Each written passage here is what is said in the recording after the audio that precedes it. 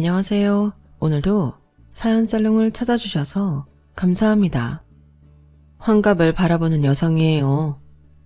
몽골 속담에 이런 말이 있대요. 칼의 상처는 아물어도 말의 상처는 아물지 않는다. 60년을 살아오면서 사람들한테 상처받던 일이 한두 번이 아니었지만 그 중에서도 특히 제게 큰 상처를 입혔던 사람이 있어요. 40년 넘게 알고 지낸 여고 동창이죠.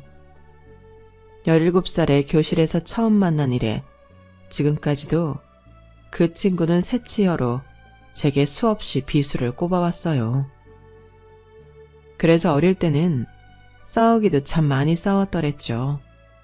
그런데 이게 나이를 똥구멍으로 먹었는지 환갑이 다 된 지금까지도 집얼은 못 버리고 여전히 혀를 함부로 놀리지 뭡니까. 저한테만 그러는 거면 그래도 참아보겠지만 이놈의 기집애가 하나뿐인 내 사위까지 건드리지 뭐예요. 사위를 100년 손님이라고들 하지만 저한테 사위는 내 자식이나 마찬가지예요. 그래서 이번만큼은 도저히 참을 수가 없더라고요. 그래서 공개적으로 욕이나 실컷 먹으라고 이렇게 사연을 보내게 되었습니다. 속 좁은 늙은이라고 하셔도 어쩔 수 없지만 제 얘기를 들어보시면 다들 고개를 끄덕이실 거라고 믿습니다. 제게는 자식이 둘이 있어요. 맏딸에 둘째인 아들까지. 둘 다 제게는 금쪽 같은 자식들이죠. 아들이라고 더 예뻐했던 것도 아니고 딸이라고 해서 소홀히 대한 적도 없어요. 다들 똑같이 내 배 아파 낳은 자식이니까요. 하지만 둘 중에서 가장 마음이 가는 자식을 꼽으라고 한다면 어쩔 수 없이 아들을 꼽을 것 같아요. 왜냐하면 제 아들은 더 이상 이 세상에 존재하지 않기 때문이에요. 불행은 한꺼번에 찾아온다잖아요. 하필 남편이 회사에서 쫓겨나다시피 나오게 됐던 그 무렵 제 아들은 몹쓸 병에 걸리고 말았어요.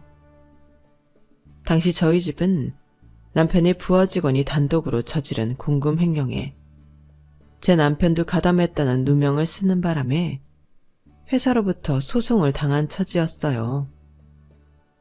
억울한 마음에 변호사를 선임해 싸웠지만 결과는 패소였고 회사가 입은 피해 금액 중 일부를 변상하라는 판결을 받게 되었죠.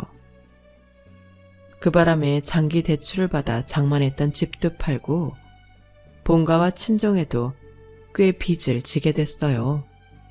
상황이 이러니 어쩌겠어요.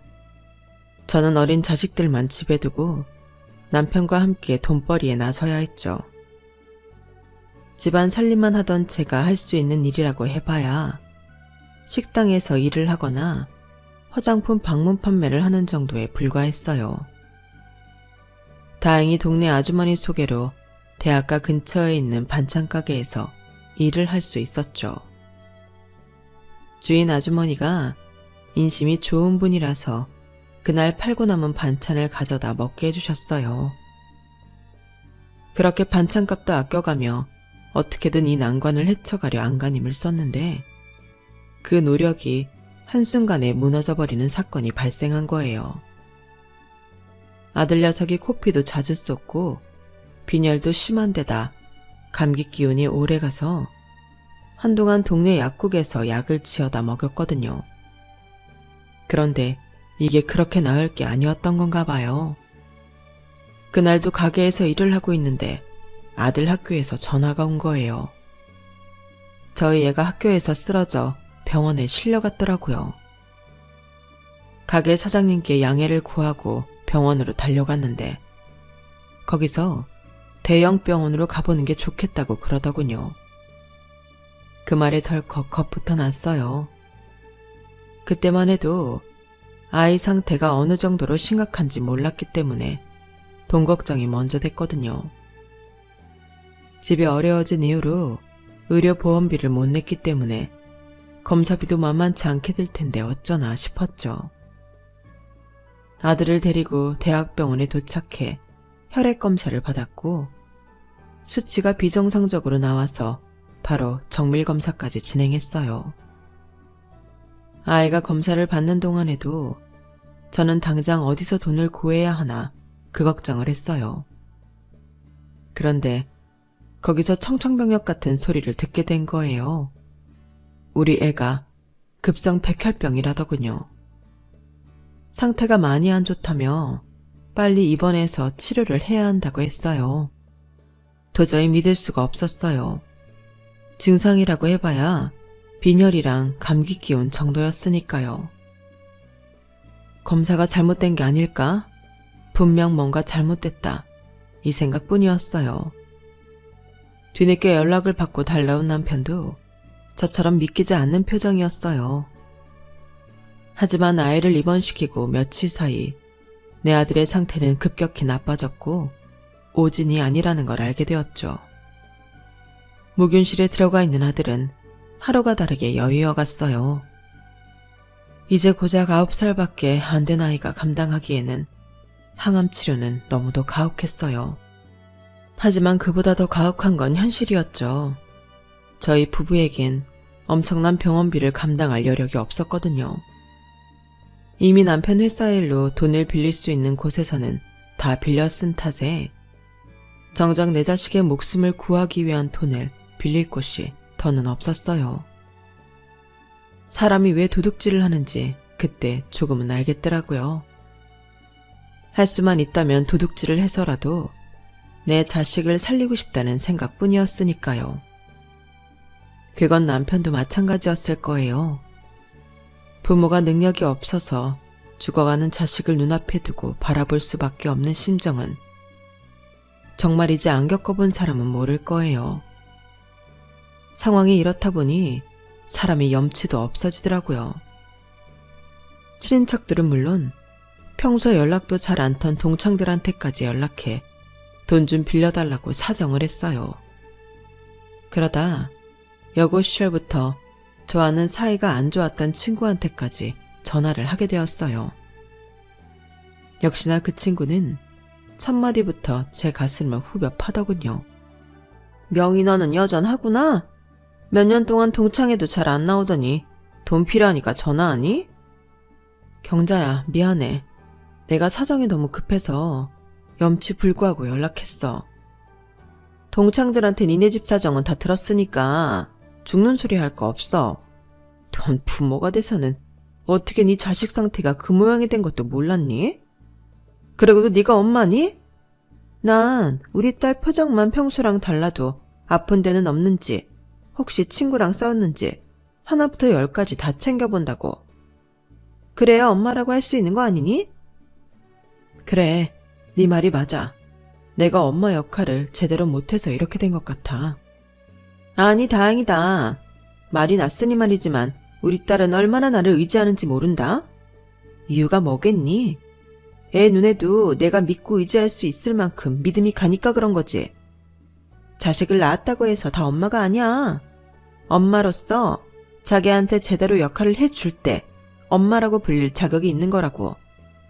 지난번에 우리 딸이 피아노 대회에 나갔을 때 말인데 그때도 내가 얼마나... 저기 경자야, 미안한데 내가 사정이 좀 급해서 말이야. 우리 그 얘긴 나중에 하고 일단 내 얘기 좀 들어줄래? 저는 한시가 급해서 입이 바짝바짝 마르는데도 경자는 자기 딸 자랑부터 그런 딸을 키워낸 자신의 노력까지 끝없이 얘기를 이어갔어요. 결국 참다 못해 말을 끊었더니 버럭 화를 내며 이러더군요. 넌 이래서 문제야. 네가 지금 나한테 이럴 처지니? 능력이 안 돼서 돈 빌리려고 전화를 했으면 내 비위 맞출 생각부터 했어야지. 어디서 말을 끊니? 아우, 나 기분 상해서 돈 안 빌려줄래. 자식 문제라고 해서 선심 좀 써줄까 했더니 기분 확 상했어. 나 마사지 가야 하니까 귀찮게 연락하지 마. 끊는다. 경자야, 내가 잘못했어. 경자야. 결국 경자는 30분 넘게 자기 자랑만 하다가 전화를 끊어버렸어요. 그리고는 이후로도 제 전화는 받지 않더군요. 다행히 다른 동창들 도움을 받아 급한 불을 끌 수 있었지만 제 아들의 목숨은 살릴 수 없었어요. 한동안 상태가 호전되더니 어느 날 밤 갑자기 상태가 악화돼서 어떻게 손 써볼 겨를도 없이 세상을 떠나버렸거든요. 딸에 이어 막내로 아들을 낳았을 때 박씨 집안에 들어와 그래도 되는 이였으니 내 할 도리는 다 했다고 생각한 적도 있었어요. 그런데 이렇게 아들을 떠나보내고 나니까 너무 허망하고 가슴에 커다란 돌덩이가 들어찬 것처럼 숨을 쉬기가 힘들었어요. 그래도 낮에는 아들 병원비로 빌려 쓴 돈을 갚느라 정신없이 일하다 보면 참을만 했는데 밤이 되면 정말 미치겠는 거예요. 집안 어디선가 아들 녀석이 달려나올 것 같고 엄마를 부르는 아들 목소리가 들리는 것 같았거든요. 이렇게 빨리 갈 줄 알았다면 아들 녀석이 좋아하는 햄버거도 자주 사주고 갖고 싶다던 게임기도 자주 사주는 건데 늘 다음에라는 말로 미루기만 했던 게 너무 미안해서 가슴이 미어질 것 같았어요. 그래서 언제부턴가 멀쩡한 정신으론 도저히 잠을 이룰 수가 없어서 남편과 딸아이 몰래 부엌에 쭈그려 앉아 깡소주를 마시기도 했어요. 처음엔 한 병도 채 마시기 전에 정신이 몽롱해졌는데 그것도 시간이 지나니 술이 늘어서 2병을 마셔도 정신이 말짱하더라고요. 차라리 취해서 아무 생각 없이 잠들고 싶은데 말이죠. 가족들 몰래 밤마다 술에 취해 잠들던 저는 알코올 중독 직전까지 가게 됐어요. 당신 미쳤어? 도대체 언제까지 이럴 거야? 당신 완전 알코올 중독이야. 딸 자식 보기 창피하지도 않냐고. 제발 정신 좀 차려. 내가 뭘 어쨌다고 그래. 그깟 술 좀 마시는 게 뭐 어때서? 내가 돈을 안 벌었어. 애들 건사를 못했어. 아님 집안 살림을 안 했어. 다 하고 술 좀 마시겠다는데 왜 난리냐고. 술이라도 안 마시면 도저히 못 살겠는데 그럼 나보고 어쩌라는 거야. 왜 날 못 살게 구냐고. 이게 다 당신 때문이야. 당신이 멍청하게 누명만 쓰지 않았으면 우리 민수 그렇게 안 죽었어. 내 새끼 그렇게 죽지 않았을 거라고. 살려내. 우리 민수 살려내. 남편 잘못이 아니라는 걸 알면서도 그때는 남편 탓이라도 해야 버틸 수 있을 것 같았어요. 지금 생각해보면 그때 저는 거의 반은 미쳐서 살았던 것 같아요. 왜 아니겠어요. 자식을 잃은 여자가 정신이 온전하면 그게 더 이상한 거죠. 매일 밤 술에 의존해 잠을 이루던 제가 한순간에 술을 끊고 정신을 차리게 된 건 딸아이 때문이었어요. 하루는 제가 일하는 반찬가게로 딸아이 담임선생님이 전화를 했더라고요. 뜬금없이 학부모 면담을 하자는 거였어요. 제 딸은 속도 깊고 차분한 애로 나이는 12살밖에 안 됐지만 어른처럼 손 갈 데 없는 아이라서 그때까지 한 번도 문제를 일으킨 적이 없는 애였어요. 그래서 면담을 요청하는 담임선생님의 전화에 놀랄 수밖에 없었어요. 그렇게 시간을 내서 딸아이 학교에 찾아간 저는 담임선생님이 내민 딸의 국어 공책을 보고 그 자리에서 오열하고 말았어요. 그 공책에는 수업 시간에 지은 딸아이의 시가 적혀 있었어요. 자신이 술이 되어 엄마의 슬픔을 다 잊게 해주고 싶다는 내용의 시였죠. 그 시를 보는 순간 둔기로 뒤통수를 3개 맞은 기분이 들었어요. 그동안 나는 내 슬픔에만 빠져 내 아이에게 무슨 짓을 했던 건가. 엄마로서 너무 미안하고 가슴이 아파서 눈물이 멈추지 않더라고요. 떠나보낸 아들만 생각하느라 내 곁에 남아있는 딸아이 가슴에 피멍이 드는 것도 모르고 있었다니. 전 정말 엄마로서 실격이라는 생각이 들었죠. 딸아이의 시를 읽고 정신이 번쩍 든 저는 바로 집으로 가 집에 있는 술을 죄다 내다 버리고 그날부터 술을 딱 끊어버렸어요. 그리곤 아들에 대한 그리움은 잠시 접어두고 남아있는 딸한테 집중하기로 했어요. 처음엔 딸아이 때문에 슬픈 티를 내지 않으려고 했었는데 그게 시간이 지나다 보니 제 자신에게도 일종의 최면이 되었던가 봐요. 좀처럼 살아갈 희망도 없던 제가 술 없이도 멀쩡히 잠도 자고 밥도 먹게 되었거든요. 내 딸을 위해서라도 다시 일어서야겠다는 일념으로 남편과 합심해 열심히 일해 돈을 벌었고 그 결과 모든 빚을 다 청산하고 0에서부터 다시 시작할 수 있었어요. 그렇게 되기까지 20년 가까운 시간이 걸렸지만 그 긴 세월 동안 포기하지 않은 덕에 희망이 현실이 될 수 있었던 것 같아요. 성인이 된 딸은 고등학교 졸업 후 전문대에 진학해 유치원 선생이 되었어요. 아침 일찍 출근해서 일반 회사들보다 늦게 퇴근을 했지만 월급은 턱없이 적었어요. 그런 박봉을 받으면서도 딸아이는 알뜰히 저축까지 하더라고요. 언제가 될지 모르지만 결혼할 때 부모한테 손을 벌리고 싶지 않다는 게 이유였죠. 어릴 때부터 부모가 돈 때문에 힘겹게 살아가는 걸 가까이서 지켜본 터라 그런 생각을 하게 된 건지도 모르겠네요. 여고 동창들 자식들이 하나 둘 시집 장가를 가는 동안 제 딸은 묵묵히 일만 했어요.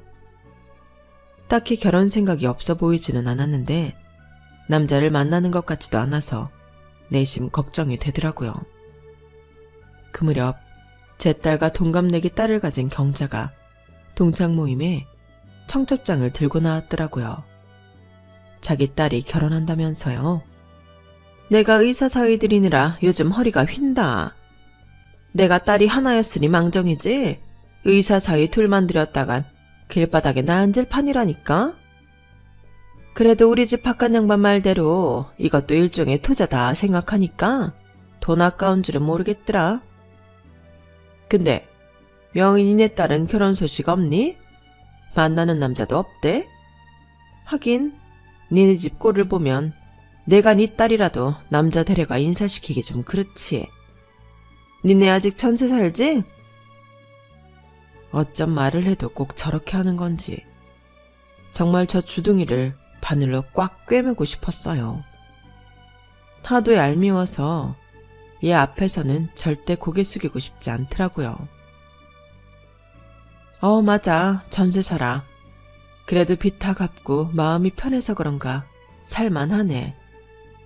살만하긴 죽지 못해 사는 거 다 아는데 네 아들 죽고 아들 병원비로 진빚 갚느라 파출부까지 한 거 다 아는데 어디서 대도 않는 소리를 하니? 힘들면 힘들다고 말해. 안 그런 척하는 게 더 불쌍해 보이니까. 난 솔직히 명희 너 생각하면 숨이 턱 막힌다. 인생이 박복해도 어쩜 그렇게 박복하다니? 네가 전생이 죄가 많긴 한다 보다.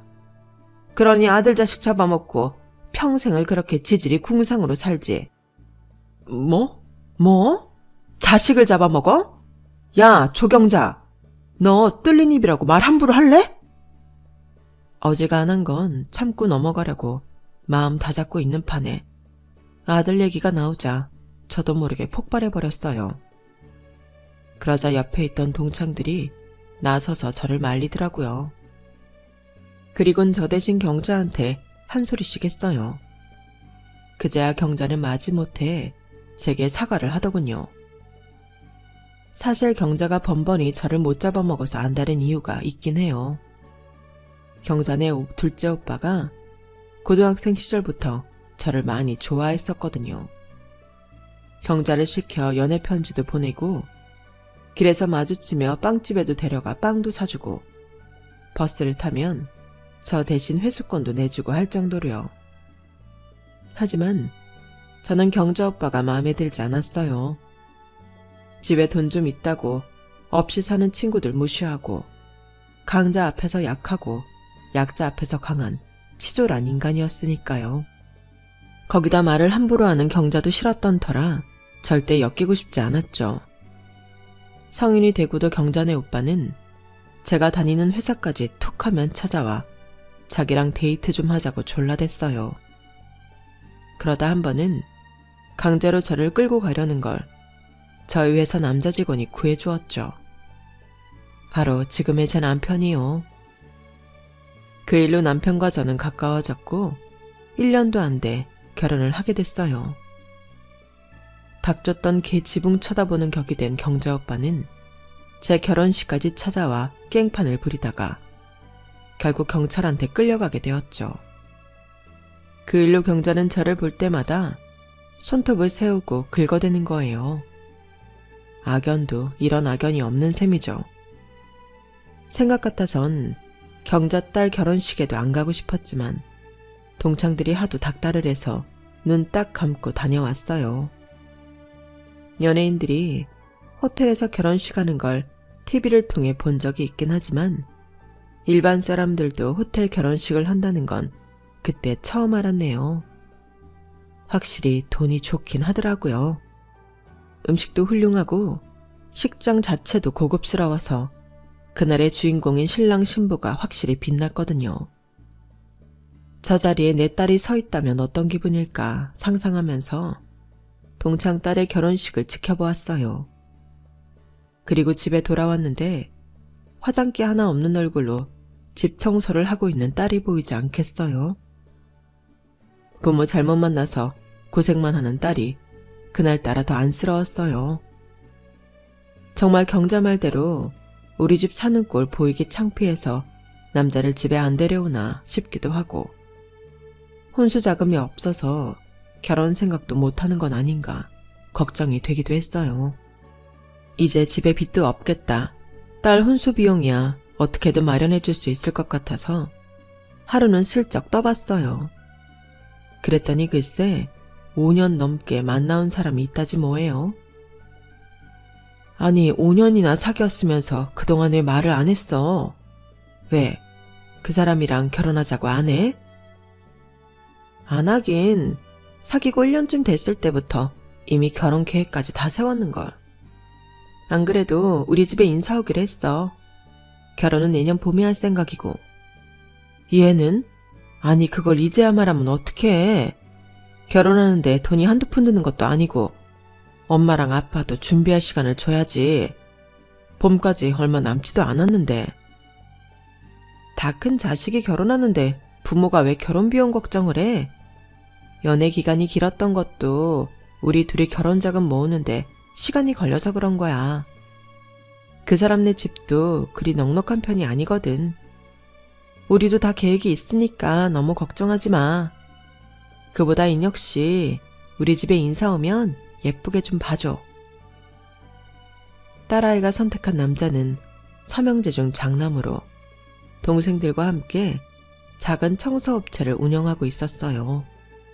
딸아이 말로는 건물 청소 하청을 맡아 하고 있다는데 워낙 성실해서 그런지 맡고 있는 건물도 많고 벌이가 꽤 괜찮다고 하더군요. 대학까지 나와 청소일을 시작한 계기는 모친 때문이라고 했어요. 30 무렵에 남편과 사별하고 새 아들을 키워낸 모친이 온갖 일을 해가며 생활을 꾸려가다 건물 청소일을 시작하게 됐는데 용역업체가 파산을 하는 바람에 월급도 못 받게 되자 다니던 회사를 관두고 자기가 그 업체를 인수했다고 하더군요. 회사를 인수하고 한동안은 적자에 시달리느라 결혼은 꿈도 못 꾸고 있었다네요. 그러다 군에서 제대한 막내 동생까지 합세해 삼형제가 본격적으로 일에 뛰어들고부터는 일이 잘 풀려서 지금은 꽤 잘 운영되고 있는 모양이었어요. 사람이 건실해 보이고 믿음직스러워서 조건과 상관없이 마음에 들더군요. 하지만 남편은 썩 마음에 들어하지 않는 눈치였어요. 아무래도 청소 일을 하는 게 마음에 걸려 그런가 싶어 예비 사이가 돌아가고 남편한테 물었더니 글쎄 이러지 뭐예요. 자남이나 막내면 좋잖아. 왜 하필 장남이야? 거기다 홀어머니까지 있는 집에. 당신도 참 그게 그렇게 마음에 안 들어서 내내 인상 쓰고 있던 거예요? 난 또 회사원이 아니라 청소일 하는 게 걸려서 그러는 줄 알았네. 직업이 무슨 상관이야. 나도 직장 생활하다가 지금은 도배일 하고 있는데 직업에 귀천이 있는 것도 아니고. 그건 당신 말이 맞아요. 근데 여보, 장남이면 어떻고 막내면 어떻겠어요. 사람만 제대로면 그만이지. 그리고 무엇보다 우리 딸이 좋다잖아요. 내가 봐도 사람이 믿음직스럽고 강단도 있는 것 같아서 좋던걸요. 특히 우리 민정이 바라보는 눈빛이 나는 마음에 들었어요. 이런 사람이라면 아무리 힘든 시련이 닥쳐도 내 딸을 지켜낼 수 있겠다 싶더라고요. 당신처럼. 제 말에 남편은 멋쩍은지 슬쩍 저를 곁눈질하더니 더는 예비사위에 대한 타박을 하지 않았어요. 그렇게 인사를 하고 돌아간 예비사위는 이후로 틈틈이 저희 집에 찾아와 남편과 바둑도 두고 김장을 앞두고는 배추 나르는 일부터 배추 절이는 일까지 죄다 도와주고 갔어요. 집에서도 늘 하는 일이라고 맡겨만 달라더니 정말 능숙하게 일을 잘하더라고요. 홀어머니 밑에서 자라 그런가 힘이 필요한 집안일을 자주 해왔는지 따로 시키지 않아도 찾아서 곧잘 하는 것 같았어요. 그 점도 마음에 들더군요. 지들이 알아서 신혼집도 구하고 신혼 살림까지 다 준비한 탓에 저는 정말 힘 하나 안 들이고 딸을 시집 보내게 되었어요. 이듬해 본 딸아이는 결혼식을 했고 여고 동창들이 제 딸 결혼식에 찾아와 주었죠. 이번에도 어김없이 경자는 온갖 트집을 잡아가며 제 딸 결혼을 헐뜯느라 여념이 없었어요. 그 바람에 속에서 천불이 났지만 좋은 날 얼굴 붉히기 싫어서 꾹 참고 넘겼네요. 결혼하고 이듬해 딸아이는 임신을 했고 7개월 때까지 유치원 일을 하다가 일을 그만두게 되었어요. 출산을 하게 되면 학기 중에 선생이 바뀌게 될 테니 그건 아이들한테 안 좋을 것 같다고 겨울 방학에 맞춰 바로 사표를 낸 거였죠. 몇 달 뒤 출산을 한 후에는 아이가 어느 정도 자랄 때까지 육아와 살림만 하기로 했고요. 그랬더니 경자 고년이 또 시비를 걸지 뭐예요. 야, 이래서 가난을 못 벗어나는 거야. 네 딸도 참 생각 없다. 남편이 청소일 하는데 같이 거들어서 돈 벌 생각은 않고 이때다 하고 집에 들어앉을 생각부터 한다니? 그래서야 언제 돈 벌어서 자식 제대로 키우겠냐고. 예전이야 개천에서 욕나고 했지만 요즘은 세상이 다르잖니? 돈 있는 집 애들이 서울대고 연고대 가지.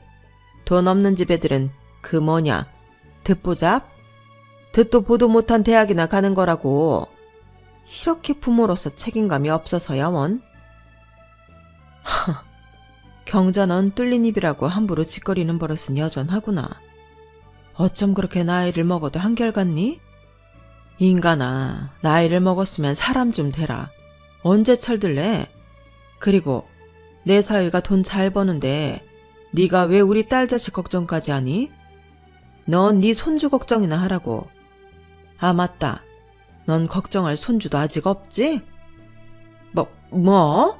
손주 좀 먼저 봤다고 네가 내 앞에서 유세 떠는 거야? 아이고 웃겨서 말도 안 나온다. 그런 거지 같은 집구석에서 낳은 자식이 오죽하겠니? 내 사위는 의사인데 자식을 낳아도 청소일이나 하는 네 사위 자식보다는 훨씬 똑똑하고 대단한 애가 나올 거다. 그래, 어디 나 보고 그런 소리 해봐. 비록 내 사위가 청소일은 하고 있지만 서울대에서 4년 내내 장학금 받고 다닌 사람이야. 네 사위는 지방대 의대 출신이라며? 머리로만 비교하면 글쎄다. 네 사위가 내 사위 못 따라오지 않을까? 사위들 직업과 출신 대학으로 싸우는 장모들이라니. 유치한 건 알지만 저도 경자한테만큼은 지고 싶지 않아서 끝까지 이빨을 세웠어요. 누가 뭐래도 나한테 내 사위는 세상에서 최고이기도 했고요. 개처럼 벌어서 정승같이 쓰라 했다고. 비록 힘든 남들이 꺼리는 청소일은 하고 있지만 제 사위는 참 멋지게 사는 사람이거든요. 힘들게 땀 흘려 번 돈으로 직원 식구들까지 챙기고 철마다 시설에 기부도 많이 하고 있으니까요. 나 혼자 잘 먹고 잘 살기보다는 다 같이 나눠 먹고 살자는 게 제 사위 인생 모토라니 말 다 했죠. 게다가 확실히 서울대 출신이라 그런지 본업 외에도 여러 방면에서 꽤 짭짤한 부수입을 올리고 있었어요. 딸아이가 그러는데 부수입으로 모은 돈만 해도 꽤 된다고 하더라고요. 자기 일에서 능력 발휘에 돈 잘 벌고 아내랑 부모 형제, 장인 장모까지 잘 챙기는 만점 사위인데 그깟 의사 사위가 부러울까요? 경자 사위를 한 트럭으로 준다 해도 내 사위랑은 절대 안 바꿔요. 경자가 그렇게 제 사위를 못 잡아먹어서 안달인 이유를 제가 모르는 건 아니에요. 동창들이 그러는데 결혼하고 반년도 안 돼서부터 딸이 못 살겠다고 수시로 친정에 드나든다고 하더라고요. 경자 딸이 지방대 미대를 나왔는데 시어머니가 그렇게 무시한다네요. 따지고 보면 자기 아들도 지방대인 건 마찬가지인데 말이죠. 게다가 결혼 전부터 남자가 여자 문제로 몇 번 힘들게 한 적이 있었는데 결혼 후에도 달라진 게 없었다나 봐요. 경자 딸이 제 딸보다 1년 먼저 결혼했지만 아직 애 소식이 없는 것도 둘 사이가 안 좋아 그런다는데 아무리 그래도 그렇지 그렇다고 애꿎은 내 사위한테 함부로 하는 건 저도 두고 볼 수는 없죠. 나한테 그러는 거야 참고 넘기겠지만 내 자식이랑 내 사위 건드는 건 절대 용서가 안 되거든요. 그래서 언제 한번 경자 저걸 정신 차리게 해줘야겠다 생각했는데 그날이 이렇게 빨리 올 줄 누가 알았겠어요. 그동안 청소일 한다고 주변에서 내 사위를 깔본다는 건 저도 사람인지라 눈치채고 있었어요. 경자뿐만 아니라 다른 동창들도 은근히 내 사위를 무시하는 게 느껴졌으니까요. 동창들 모임 때 내 사위가 찾아와 장모 친구들이라고 식사 비용을 내주고 갔더니 뒤에서들 그랬다는 거예요. 자격지심에 없는 돈에 무리해서 식사 비용까지 냈다고요. 청소일에서 몇 푼이나 번다고 그런 허세를 떠냐고 말이죠. 그런데 이번에 그 주둥이들을 한 방에 누릴 수 있는 일이 생겼지 뭐예요. 제 사위가 글쎄 건물을 산 거예요. 동네 조그마한 건물도 아니고 도로변에 있는 6층짜리 건물을요. 일 외에도 부업으로 이것저것 한다는 말은 들었지만 결혼하고 10년도 안 됐는데 그 사이 그렇게 돈을 모았을 줄 누가 알았겠어요. 사위가 늘 제게 돈 잘 버는 사위 있으니 걱정 마시라고 입버릇처럼 말했지만 사실 그 말들을 고지 듣지는 않았거든요. 그런데 그 말이 빈말이 아니었던 거예요. 그래서 동창들을 불러 사위 건물에 있는 식당에서 밥을 사기로 했어요. 아직 영문을 모른 채 밥 얻어먹으러 나온 동창들은 무슨 좋은 일이 있어 밥을 다 산다고 그러냐고 묻더군요. 자랑하고 싶어서 입이 근질근질했지만 일단 밥을 다 먹고 얘기하려고 꾹 참았어요. 그리곤 식사를 마치고 나오면서 얘기를 했죠. 실은 말이야, 우리 사위가 건물주가 됐거든. 그래서 한턱 쏘려고 불렀던 거야. 나 어려울 때 니들한테 도움도 많이 받았잖니? 그 말에 동창들은 두 눈이 휘둥그레졌어요. 딱 한 사람, 경자만 빼고요. 아이고, 웃기지도 않네. 건물주? 요즘은 개나 소나 건물주라지? 왜? 어디 코딱지만한 빌라 하나 샀다니? 네 사위가 천안 청소이라는 거 여기서 모르는 사람이 어딨어. 청소부가 돈 벌어봤자 거기서 거기지. 무슨 건물주는. 되다는 소리 그만하고 기왕 온 김에 우리 사위 병원이나 구경들 하고 가. 작년에 우리 사위 병원 이 건물 4층으로 이전했거든. 이 건물이 신축인데다 목이 좋아서 새가 얼마나 비싼지 몰라. 돈 잘 버는 우리 사위 정도나 되니까 이런 데 병원도 차린 거지. 다들 뭐해? 엘리베이터 안 타고? 경자는 제 말을 싹둑 자르곤 동창들을 데리고 자기 사위 병원으로 갔어요. 얼떨결에 말할 타이밍을 놓친 저는 뒤만 졸졸 따라갔죠. 그런데 그렇게 따라간 병원에서 수납 부스에 서 있던 제 사위와 마주쳤지 뭐예요. 일하다 왔는지 작업복 차림에 땀을 꽤 흘려서 안쓰러워 보이더라고요. 장모님, 병원엔 웬일이세요? 어디 아프세요? 아니, 그게 아니라 동창들 만났다가 오게 됐어. 여기가 내 동창 사위가 하는 병원이거든. 아, 그러세요? 사위는 싹싹하게 웃으며 제 동창들한테 인사를 했어요. 그러자 경사가 인상을 팍 쓰곤 그러는 거예요. 아, 땀 냄새. 아니, 누구 영업방해할 일이 있어? 지저분하게 그 차림으로 병원에 오면 어떡해? 이봐, 정간호사. 일 제대로 안 해? 환자 좀 가려받아야 할 거 아니야. 병원 격떨어지게 이게 뭐야? 당장 걸레 가져다가 저 사람 서 있던 바닥부터 닦고 방향제 좀 뿌려. 그러자 간호사가 얼굴이 사색이 돼선 안절부절 못하는 거예요. 그리곤 이내 원장실에서 달려나온 경자 사위가 자기 장모를 다그치더군요. 장모님, 지금 뭐 하시는 거예요? 이분한테 그러시면 안 돼요. 아니, 내가 못할 말했어? 명색의 의사 장모인데 내가 내 사위 병원에서 이 정도 말도 못해? 아, 장모님도 참. 이분 이 건물 주인이에요. 그 말에 경자를 비롯해 동창들 입이 떡 벌어졌어요. 그래서 이때다 싶어 제가 한마디 했어요. 내가 그랬잖아. 내 사위가 건물주가 됐다고. 니들한테 내 사위 건물 구경 좀 시켜주려고 오늘 여기로 부른 건데 경자 네가 나대면 어떡하니? 세입자 장모가 뭐 그리 대단한 거라고. 세상에, 건물주를 자기 건물에서 내쫓는 세입자는 살다 처음이다 얘. 우리 사위 어디 아픈 건 아니지? 아프긴요. 발목을 살짝 접질린 것 같아서 진료받으러 왔죠. 기왕이면 제 건물 세입자 병원에서 진료받으면 도움도 될까 해서 온 건데 이런 인연이 있을 줄은 몰랐네요. 그래? 그럼 이 병원 말고 다른 데로 가. 내가 잘하는 데 있어. 이렇게 팔이 날리는 병원이라면 의사 실력이 형편없다는 증거거든. 경자야, 미안해서 어쩌니?